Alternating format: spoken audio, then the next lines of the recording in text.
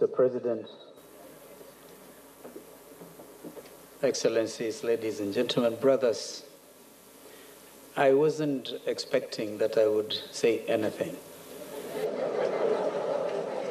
Because listening to Lord Hastings, I really was lost for anything useful to add. Suffice it to perhaps paraphrase the famous words in the Bible. See how beautiful it is when brothers live together. Amen.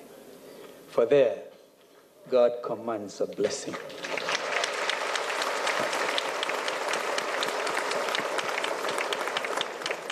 I think from today onwards, the good Lord has commanded a blessing to this wonderful nation.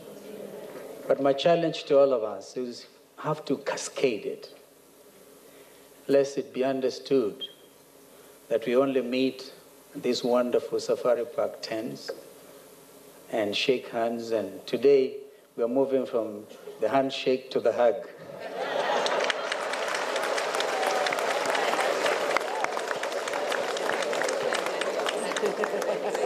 How beautiful that would be if that hugging was to take place at every village in our country. Because, ladies and gentlemen, people are still hurting out there. So let's reach them with this message. Remove all the cobwebs in our own minds and all the roadblocks.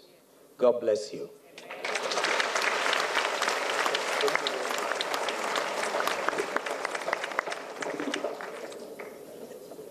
Thank you very much. The former Vice President used to represent a constituency that used to border the one that I also used to represent at some point.